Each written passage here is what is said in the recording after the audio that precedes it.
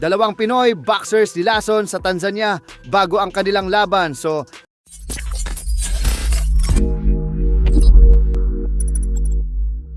isang nakakalungkot na balita po para sa ating mga Pinoy boxing fans. Ito po ay matapos malison umano ng ating dalawang pambanto sa bansang Tanzania. Ang ating pambato na si Alvin Kamiki ay dumayo sa Tanzania, Africa para sa rematch nito kontra sa hometown fighter na si Ibrahim Mafia. Subalit ayon sa kampo ni Kamiki ay pinakain ng beef o karne ng baka ang mga dayong boksingero na siyang hinihinalaang may gamot. Kaya naman nakaramdam umano ang mga dayong fighters ng panghihina at antok. Napilitan umano silang kainin yung beef na binigay sa kanila dahil hindi daw sila makalabas sa compound na tinutuluyan nila dahil mataas daw kasi yung pader kaya wala silang nagawa kundi kainin yung beef.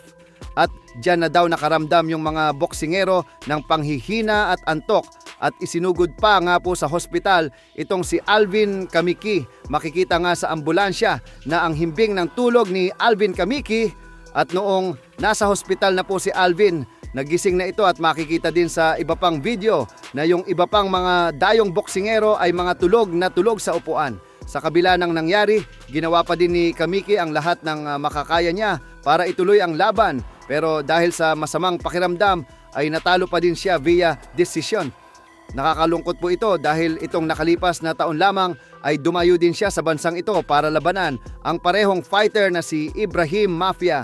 Undefeated ang African fighter na ito sa mga panahon na yon at nagawang masilat ni Kamiki matapos niya itong talunin via ikaapat na round technical knockout.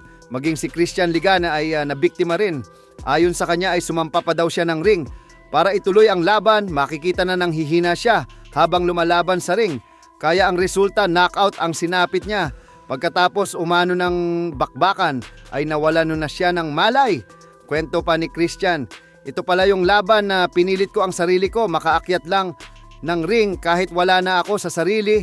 Iniisip ko na lalaban ako para makauwi lang dito sa Pinas. Kasi ramdam ko na nanghihina ako, iniisip ko na kapag hindi ako lalaban, baka hindi na ako makauwi ng buhay sa Pinas. Pagkatapos ng laban, pag upo ko pa lang, nanghihina na ako. Tapos binuhat ako ng babaeng nurse, binagsak ako sa wheelchair. Sabi, no, I'm okay, pero pinipilit ako kaya wala akong nagawa. Pagising ko, nasa hospital na ako.